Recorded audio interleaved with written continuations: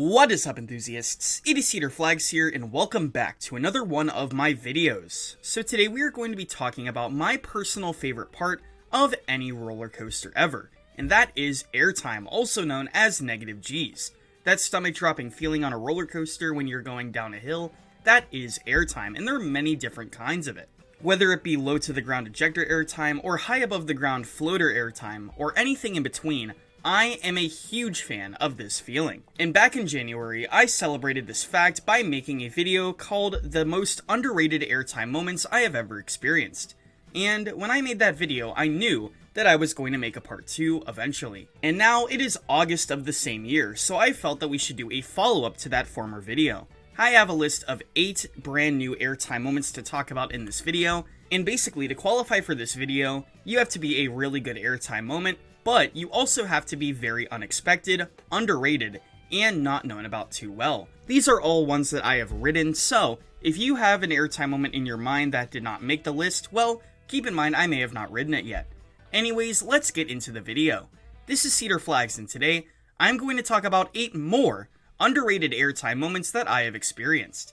So first, I want to get into a ride, but not a coaster. Now you might be thinking, is this list open to non-coasters? Well, yes, but this is the only non-coaster on the list. Coal Cracker at Hershey Park is one of the only remaining hydroflumes left on Earth. Designed for bigger parks, these had a bump at the bottom and 2 separate drops. Coal Cracker is the only one remaining in the world that still has that little bump at the bottom. And let me tell you, that bump gives some crazy airtime. Basically, you go down the drop, which is very fun but not too thrilling, and then you go into this very unexpected random airtime moment that lifts you out of your seat and slams you back in. Since it feels a lot like a roller coaster and I'm on a log flume meant for families, this is why I had to undoubtedly put it on this list.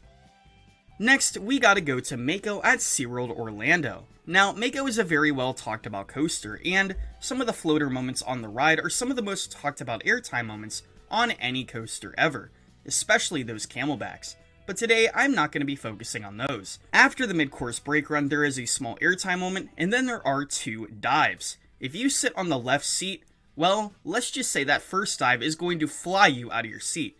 In fact, I would say it feels like a wave turn, but on a B&M. It's a very weird feeling, especially for a B&M, and I have to say, if you ride Mako, definitely sit in the left seat, near the front, so you can experience this moment with its full G-force.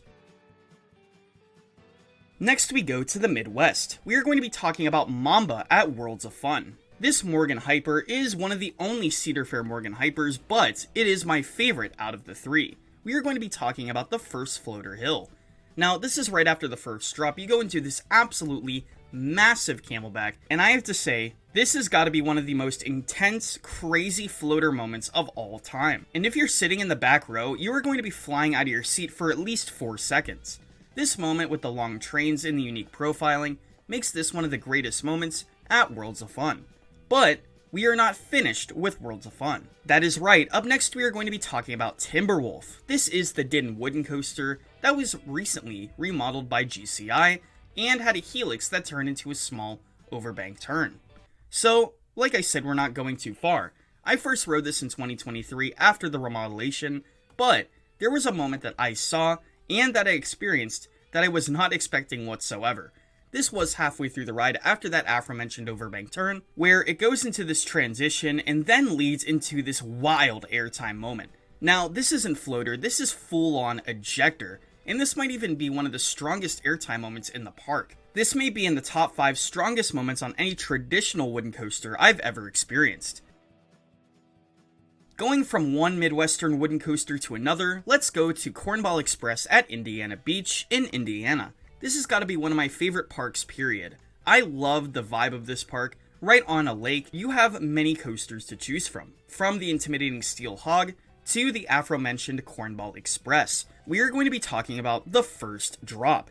Now, if you're sitting near the front of the train, the first drop is just going to be a very fun experience, but if you are sitting in the back row, Cornball Express might have one of the craziest first drops on any wooden coaster ever. And simply to put, I think this is because of the insane profiling of this drop. It's a very tightly profiled drop, and so when you go down that drop, you absolutely slam into that lap bar until you slam back down into your seat a few seconds later. You are flying upward and to the right with laterals, and then it is all over in just a few seconds. Add that out of control feeling that a wooden coaster gives, and you got yourself one of the craziest drops on any wooden coaster out there. The wooden coaster marathon does not stop. Next we are going to go to New Hampshire to talk about Aurorasaurus at Storyland.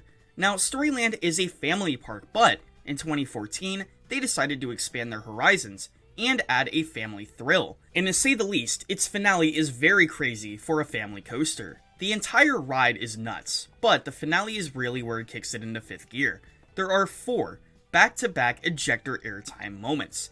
These are also very low to the ground and even have some head choppers. There are crazy moments of laterals and airtime in this finale, and this has got to be one of the finales that really caught me off guard and was one that I instantly wanted to try again once I got off. I was thinking about the first half a lot, but I could not stop thinking about that finale. Going from a modern wooden coaster to a classic wooden coaster, we have Thunderbolt at Kennywood near Pittsburgh, Pennsylvania. This is one of my home parks, and I have to say, Thunderbolt has got to be one of my favorites there. It's very unique in general. It interacts with the terrain very well, and does not have a lift hill until halfway through the ride. And that's what we are talking about today. Right before the lift hill, after the second drop, there is a weird pop into that lift hill. And you might be asking yourself, what's so special about this pop? It doesn't look too forceful in videos, and it just looks pretty mild. It looks like a set for the lift hill. But this moment is extremely strong for some sort of reason. That pop into that lift hill gives one of the wildest pops of ejector I have ever experienced, especially if you are sitting in the front row. Let me just say, if you were sitting in the front row, you are going to be launched very similar to Phoenix at Knoebels.